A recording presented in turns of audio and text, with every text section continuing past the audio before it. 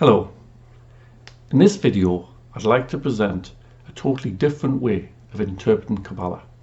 For 800 years Kabbalah has been seen as a branch of mysticism, but I would like to show that by going through the definitions given in the texts that the secret of the identity of the Ancient of Days is revealed.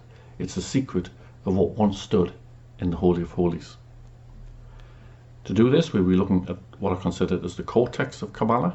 That's the book of the Zohar, and in particular the appendix of the book of the Zohar, which was the Greater Holy Assembly and Lesser Holy Assembly.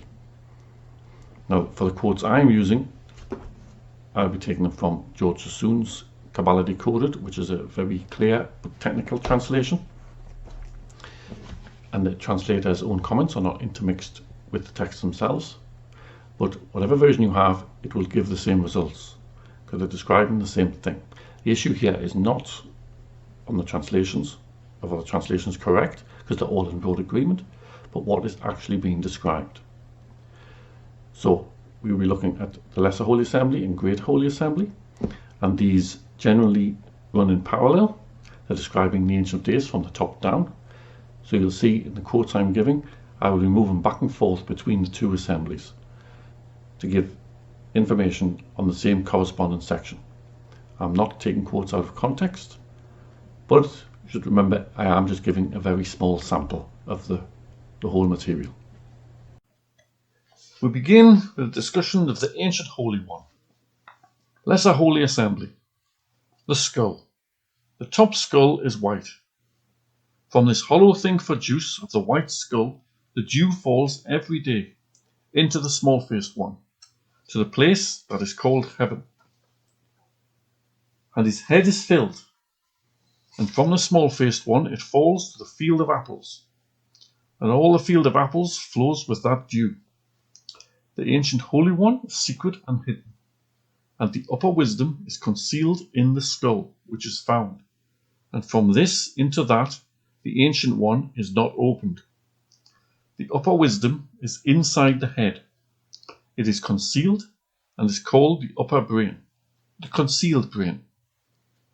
3 heads are hollowed out, this inside that, and this above the other. One head is the wisdom. It is the most concealed part of that part which is covered. This wisdom is concealed. It is uppermost of all the other wisdoms. The upper head is the Ancient and Holy One, the most concealed of all concealed ones. So let's just consider what's being said here. It's quite clear that there's a head, and inside it is the wisdom. The wisdom is the uppermost of the wisdoms. And the wisdom is also called the upper brain, the concealed brain. So we have various possible configurations to describe the 3 heads, this inside that and this above the other. You have the standard onion model, which Kabbalists favour, the concentric shells. But there's also other possibilities.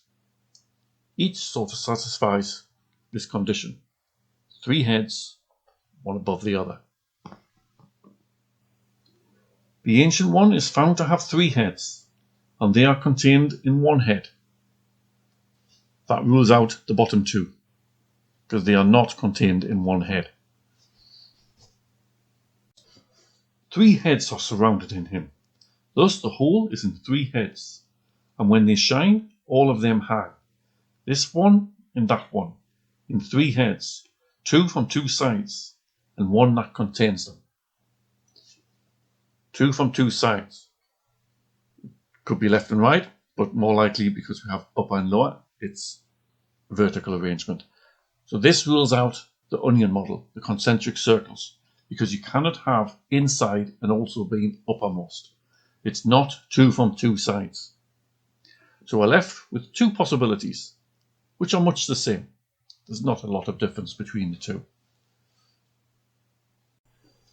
In the cavity of the skull is the ether skin of the upper wisdom, which is concealed from all.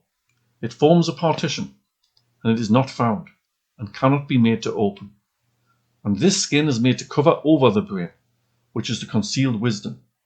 Because this wisdom is covered over by that skin that cannot be opened, it is called the concealed wisdom. And this skin has an opening towards the small-faced one. So what we can deduce from this is that the wisdom is not the concept of knowledge or intelligence, but it's a physical thing. It's a brain. It's a type of skull or head, and it's inside the other head. And it has a cover over it that cannot be opened. And so logically enough, it's called concealed wisdom. So concealed wisdom is not some kind of hidden knowledge that is often portrayed in Kabbalism, but is an inaccessible part of this upper head. And lastly, we can deduce that the small-faced one must lie below. And from this skull there distills the dew on the outside part of the skull, and it fills his head every day. And it is the manna that is ground for the just men on the world to come. Now this is crucial. Up until now, this has been rather abstract. It's described in the Ancient of Days. We have no idea what the Ancient of Days is.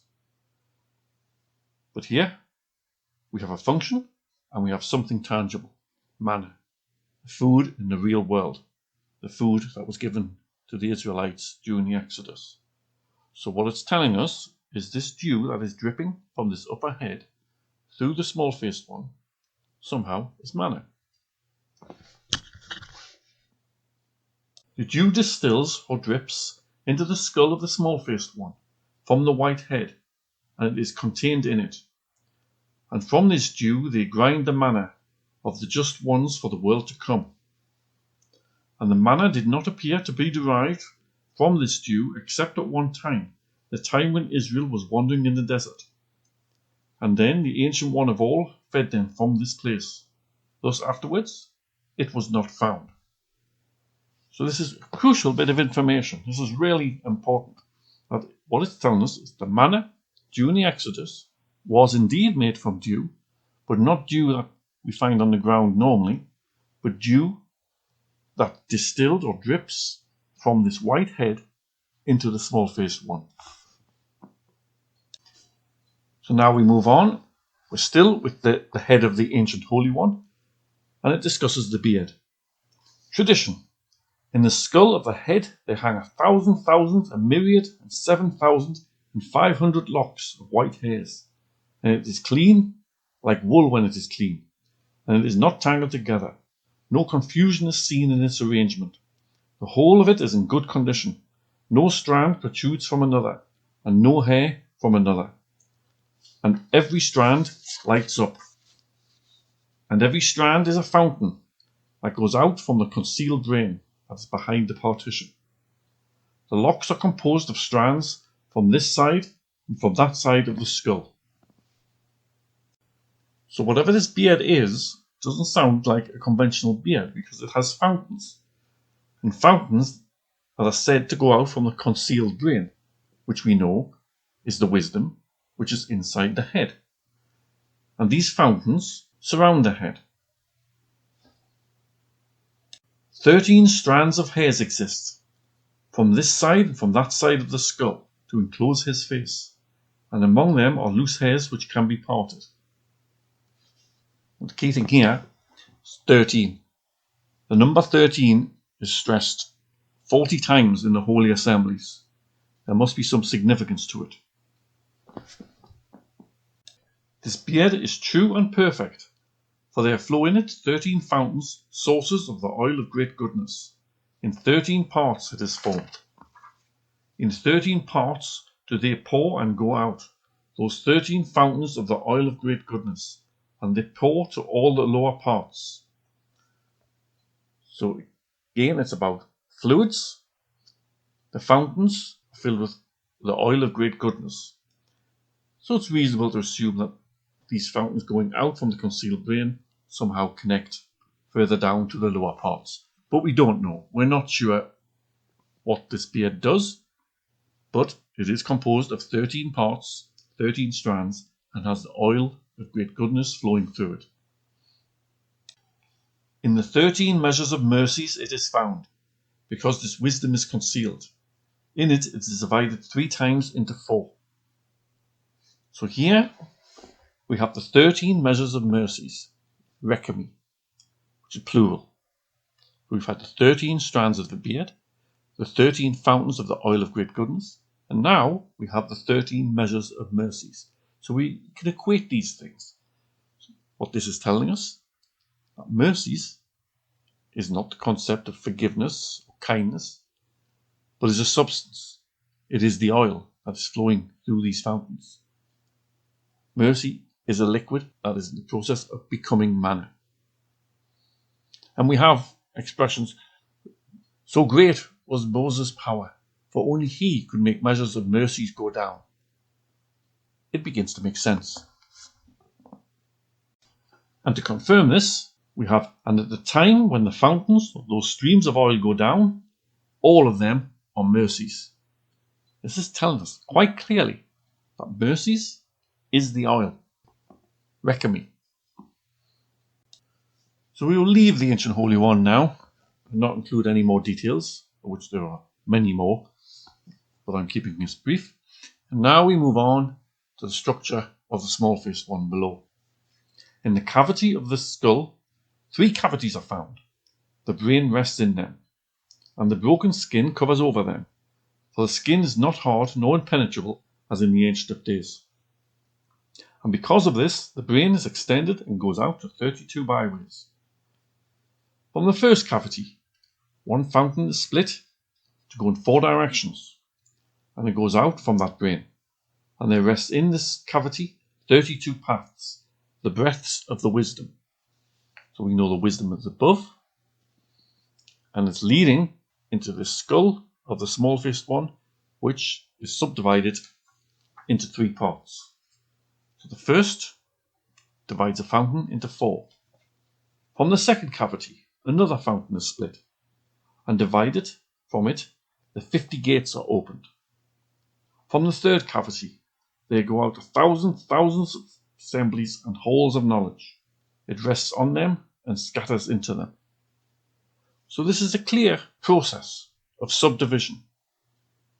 It's a staged process, splitting into 4, splitting into 50, and then splitting into many thousands. And lastly, we come to the hosts. Furthermore, the body is extended into 2 legs, and between them they contain 2 kidneys, 2 masculine eggs, in other words, 2 testicles. All the oil and the greatness and the masculine force from the whole body are gathered into them.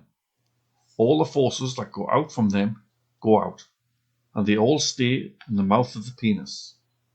And therefore they are called the hosts, and they are called victory and glory, the beauty of the Lord, Yahweh. Victory and glory are the hosts, and therefore we get the name Lord of hosts, Yahweh of hosts. Now this is a remarkable piece of information. It is quite staggering that 700 years ago in northern Spain, someone would have dared to write this down. So what it is saying is that because of these giant testicles and this penis, we derive the name of the God of the Old Testament. But why on earth would someone make that up unless there was indeed some truth to it? But what truth could there be to it? Surely a conventional supernatural God, that we commonly imagine the creator of the universe, does not have genitals, isn't male or female in the normal sense. But here we have an explanation that this dew that starts off in the upper white head, flows down through these fountains, goes through 3 cavities of the small-faced one's brain, and then ends up in these 2 hosts, and then is discharged out of this penis. The masculine penis is the end of the whole body, and it is called the foundation, Yesod. So we're familiar with these terms. The tree of life, the Sephiroth. We have the components are mentioned. And so Yesod foundation is the penis of the Ancient of Days, and above that, victory and glory, Netzach and Hod, are the two hosts, which are collecting all of the oil. And therefore permission is not given to enter there, the Holy of Holies, to anyone except the high priest, who comes from the side of mercy. In this case, it's the word kesed, not reckon, because he does not go into the upper place, but into that which is called mercy. And he enters into the Holy of Holies, and the female is sweetened and blessed. This internal Holy of Holies is inside the place that is called Zion. And all of them come from the upper head of the skull of the male, from the direction of the upper brains that stay in it. And this blessing flows out into all the vessels of the body, until it reaches those that are called the hosts.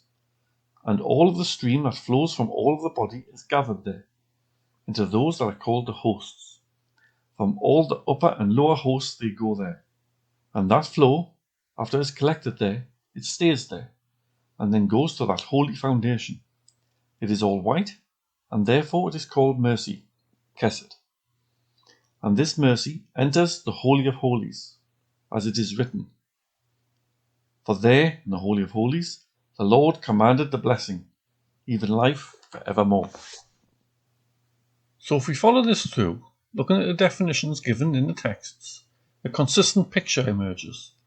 A picture of an object consisting of vessels and fluid flow, and its purpose is said to make manna. The high priest approaches from the front in the Holy of Holies to receive that manna. So the question is this about mysticism? Is this about a supernatural world? Or is this a description of something real that once stood in the Holy of Holies, something that created the manna that fed the Israelites? So there you have it. A clear and consistent picture emerges, and it's one of fluid flow. What may look like sexual imagery is in fact just plumbing. The sheer level of detail in these texts leaves me in no doubt that what is being described is a manna-making device, that the Ancient of Days was the device that inflicted so many injuries as described in the Old Testament. It wasn't the harmless box that stood in front of it, which is a typical 18th dynasty design. That the Lord was the Ancient of Days, an awesome device. I'll give one example before I finish.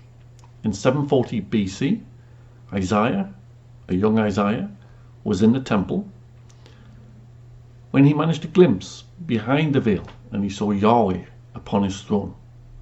My question is, what could he have possibly seen? He didn't describe the Ark of the Covenant, or didn't describe a cloud. He saw Yahweh upon his throne. There was something in there, and he was one of the few people, apart from the high priest, who got to see it.